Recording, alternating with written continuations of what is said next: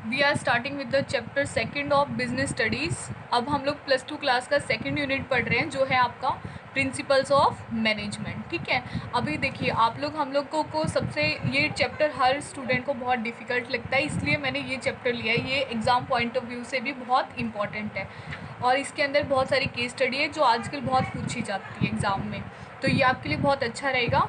ठीक है, अब स्टार्ट करते हैं। Principle of management are of universal nature and apply to every type of organization। Henry fuel क्या बताता है आपको कि प्रिंसिपल ऑफ मैनेजमेंट क्या होते हैं, यूनिवर्सल नेचर के होते हैं और जो कि आपकी हर टाइप के ऑर्गेनाइजेशन पे क्या होते हैं, अप्लाई होते हैं। ठीक है, अब हम इसकी देखते एक छोटी सी डेफिनेशन कि प्रिंसिपल ऑफ मैनेजमेंट आर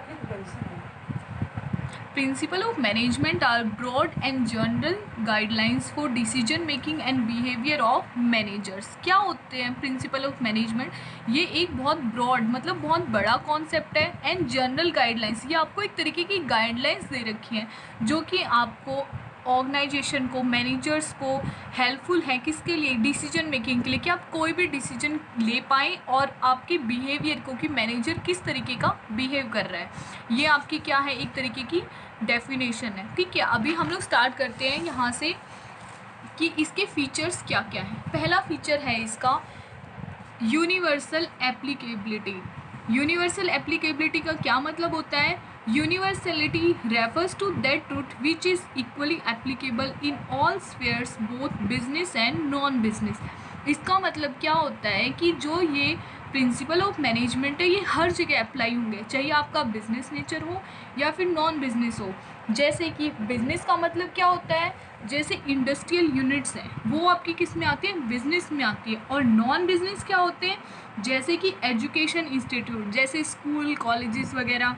और फिर उसके बाद गवर्नमेंट ऑफिस, जितने भी गवर्नमेंट ऑफिस है जहाँ पे गवर्नमेंट के एम्प्लॉयज़ वर्क करते हैं। उसके बाद आपके प्लेग्राउंड्स, ठीक है, agriculture farms, army, clubs and other organization जो सोशल ऑर्गेनाइजेशन है। मतलब कि आप हर जगह पे ये प्रिंसिपल अप्लाई होंगे, चाहे वो बिजनेस नेचर हो या नॉन बिजनेस।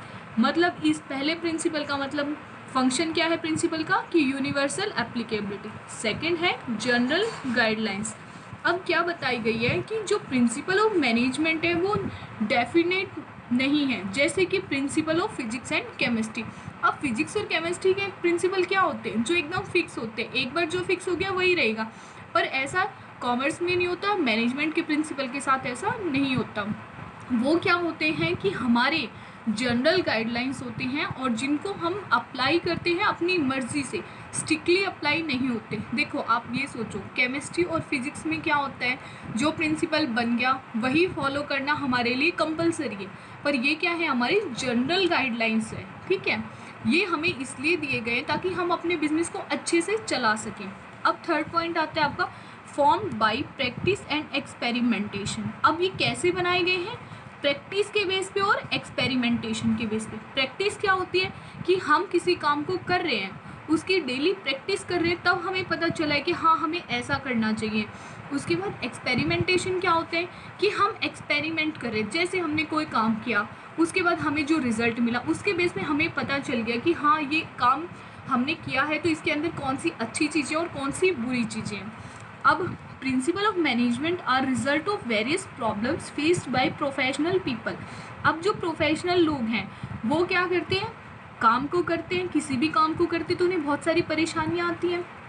अब ये लोग इन प्रॉब्लम्स को फेस करते हैं और इनके ऊपर रिसर्च वर्क करते हैं और इनका सॉल्यूशन ढूंढते हैं। अब सॉल्यूशन जो निकलता है उसके बेस पे ये कुछ गाइडलाइंस देते हैं जिन्हें हम क्या कहते हैं, प्रिंसिपल ऑफ मैनेजमेंट। ठीक है, अब इसका एक लास्ट पॉइंट बचे फ्लेक्सिबिलिटी। फ्लेक्सिबिलिटी का क्या मतलब होता है, चेंज, फ्लेक्सिबल होते हैं चेंज, कि हम किसी चीज़ को चेंज कर सकते हैं। जैसे प्रिंसिपल ऑफ मैनेजमेंट है जो आज एग्जिस्ट कर रहे हैं वो फाइनल रिजल्ट नहीं है हमारे लिए। हमें अगर लगता है कि इसके अंदर कुछ चेंज करना चाहिए जो हमारे लिए अच्छा है तो चेंज हो सकता है। जैसे कि अगर हमारी पॉलिटिकल चेंज हो गई, जैसे हमारी गवर्नमेंट चेंज होगी, गवर्नमेंट ने कोई नया रूल निकाल दिया तो हमारे प्रिंसिपल उनके अकॉर्डिंग चेंज हो जाएंगे। इकोनॉमिक एंड सोशल चेंजेस, उनसे भी हमें फ़र्क पड़ेगा। ठीक है, तो ये सारी प्रॉब्लम्स, ये सारी चीज़ों को देखते हुए हम ये प्रिंसिपल्स आपको दिए गए हैं। ठीक है, इसके बाद आपके आते हैं कि मेनली बिहेवियरल। इसका मतलब क्या होता है, ये जो प्रिंसिपल हैं ये आपके डायरेक्टली किससे कनेक्टेड है, ह्यूमन बिहेवियर से, कि इंसान किस तरीके बिहेव करता है। अब principle they ensure a better relationship among the man power working in all organization levels. अब जो लोग हर लेवल के पे वर्क करते हैं तो हर जगह आपको ज़रूरत होती है इन प्रिंसिपल्स की। They also establish relation between human and material resources. अब ये ह्यूमन और मटेरियल के रिसोर्सेज के बीच में भी आपका बिहेवियर चेंज करते हैं कि आपको कैसे करना है। जैसे ह्यूमन ही तो है जो मटेरियल को यूज़ करके कुछ काम करेगा। अब इसका अगला पॉइंट आता है relationship between cause and effect. Cause and effect का मतलब क्या होता है, पहले किसी काम का कोई कॉज होता है उसी का तो इफेक्ट पड़ता है, किसी कारण की वजह से ही तो कोई रिजल्ट निकलता है। अब प्रिंसिपल ऑफ मैनेजमेंट कैसे बिल्ट हुए आपकी कॉज एंड इफेक्ट रिलेशन से। They specify what the ultimate outcome will be if in a particular situation, कि हमने किसी सिचुएशन में कोई काम किया है तो उसका क्या रिजल्ट निकला है, that is called cause and effect. ठीक है, उसके बाद हमारा पॉइंट आता है कंटिंजेंट। कंटिंजेंट क्या चीज़ें होती है जो हमें जिसके होने या नहीं होने का नहीं पता होता है, कि वो कुछ ऐसी सर्कमस्टांसेस होती है जो होती भी हैं और नहीं भी, कि आपको उसके बारे में कुछ भी श्योर नहीं है। The principle of management are not fixed. क्या है प्रिंसिपल ऑफ मैनेजमेंट, फिक्स नहीं है और ना ही permanent. They are affected by situations और सर्कमस्टांसेस। कुछ ऐसी सिचुएशन या कंडीशन होती है जिनके हिसाब से आपके प्रिंसिपल ऑफ मैनेजमेंट वर्क करते हैं। ठीक है, अभी हमने ये क्या पढ़ी है, प्रिंसिपल ऑफ मैनेजमेंट क्या होता है, उसके बाद हमने ये देखा कि आपकी फीचर्स क्या होती है। अब हम कहाँ पहुँच गए, इसकी सिग्निफिकेंस पे। सिग्निफिकेंस का मतलब होता है कि इसकी क्या ज़रूरत है, क्या बेनिफिट है, उसके क्या फ़ायदे हैं। अब हर चीज़ हम जब भी करेंगे तब कोई ना कोई फ़ायदा होगा। अब देखो प्रिंसिपल ऑफ मैनेजमेंट का सिग्निफिकेंस, पहला सिग्निफिकेंस क्या दे रखा है, provide useful insight to managers. अभी किसके लिए बेनिफिशियल है ये, आपके मैनेजर्स के लिए, कि principle of management make the manager aware about the manner in which he should act in various situation, कि आप डिफरेंट सिचुएशन में मैनेजर कैसे काम करेगा उसको इस बात के बारे में अवेयर कराना। अवेयर मतलब उसको बताना किसी चीज़ के बारे में। ठीक है, अब जैसे किसी मैनेजर ने पहले कोई काम किया, उसको जो मिस्टेक उसने की तो वो पहले से आपको बताएगा कि अगला वाला बंदा वही मिस्टेक दोबारा ना करे। ठीक है, सेकंड पॉइंट है आपका optimum utilization of resources and effective administration. इसका क्या मतलब है कि हम रिसोर्सेज का अच्छे से अच्छे यूज़ करें और आपके एडमिनिस्ट्रेशन क्या हो, बहुत अच्छा हो। एडमिनिस्ट्रेशन होता है आपका जो आपका मैनेजमेंट होता है, जो आपका ऑफिशियल वर्क होता है, और यूटिलाइजेशन ऑफ रिसोर्सेज जो हम रॉ मटेरियल यूज़ करें उसका आप अच्छे से अच्छा यूज़ कर सको। अब देखो हर ऑर्गेनाइजेशन में 3M सुने होंगे आपने, मटेरियल, मैन, मशीन, ठीक है, और एक ह्यूमन पावर, ये भी एक M है। तो जो 3M होते हैं वो होते हैं मैन, मशीन, मटेरियल और मनी।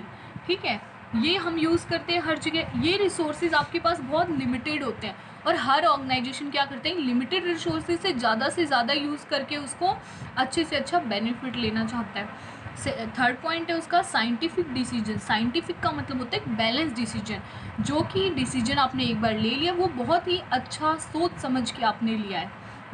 अब देखो scientific decision means a balance decision. The principle of management provide the necessary training to the manager so that they can take scientific decision. क्या करते हैं मैनेजमेंट, मैनेजर्स को ट्रेनिंग देते हैं, ऐसी ट्रेनिंग ताकि वो लोग अच्छे से अच्छा साइंटिफिक डिसीजन ले सकें, अच्छा डिसीजन ले सकें सब कुछ सोच समझ कर। अगला पॉइंट है आपका मीटिंग चेंजिंग एनवायरमेंटल रिक्वायरमेंट्स, कि आपके एनवायरनमेंट की ज़रूरतों को पूरा कर सके। हमें ऐसा थोड़ी ना करना है कि हम अपना फ़ायदा देखते जाएं और सोसाइटी का लॉस होता रहे, ये भी ज़रूरी है। तो अब क्या हो रहा है, in modern times only such a business unit can remain alive and develop which can keep pace with rapidly changing environment. आजकल सिर्फ वही बिजनेस ऑर्गेनाइजेशन काम कर रहे हैं जो उनका एनवायरनमेंट के चेंज के साथ चल रहे हैं। अब जैसे कि जिस हर बिजनेस एक्टिविटी में नई टेक्निक्स आती हैं, हमें उन टेक्निक्स को यूज़ भी करना है, अपने कॉम्पिटिटर्स को भी फेस करना है और अच्छे से अच्छा रिजल्ट निकालना है। इसके लिए हमें कौन हेल्प करेंगे, प्रिंसिपल ऑफ मैनेजमेंट। ठीक है, अब नेक्स्ट पॉइंट आता है आपका fulfilling social responsibility. The principle of management increase the efficiency of the manager, क्या करते हैं, मैनेजर की एफिशिएंसी को इंक्रीज करते हैं। सोशल रिस्पॉन्सिबिलिटी होती है हमारी, जो रिस्पॉन्सिबिलिटी है टुवार्ड्स द सोसाइटी की, हमें समाज के लिए भी कुछ करना है। अब देखो हम समाज के लिए क्या कर सकते हैं कि उन्हें गुड क्वालिटी के प्रोडक्ट्स दे, अच्छे प्रोडक्ट्स दे, रीजनेबल प्राइस पे दे, अच्छे प्राइसेस पे दे, ज़्यादा महंगे ना दें, और ऑल द टाइम अवेलेबल होने चाहिए कि उन्हें आसानी से मिले, अच्छे प्रोडक्ट मिले और सही कीमत पर मिले। इसका लास्ट पॉइंट है management training education and research, कि आपको इस प्रिंसिपल ऑफ मैनेजमेंट क्या करता है, आपको एनकरेज करता है, उत्साहित करता है कि आप रिसर्चर्स को इम्प्रूवमेंट करो, कि आप अपने अंदर इम्प्रूवमेंट करो, नई नई रिसर्च करो। The attitude of managers has moulded itself in such a fashion that they are doing consciously and unconsciously something new, कि हमें कुछ ना कुछ नया करना है। ठीक है, अब आपने क्या क्या सीख लिया, प्रिंसिपल ऑफ मैनेजमेंट, उसकी फीचर्स और उसकी सिग्निफिकेंस। अगली नेक्स्ट वीडियो में आगे का सारे प्रिंसिपल डिस्कस किए जाएंगे। इस वीडियो में हम यहीं तक कर रहे हैं और नेक्स्ट वीडियो आपकी जल्दी अपलोड हो जाएगी।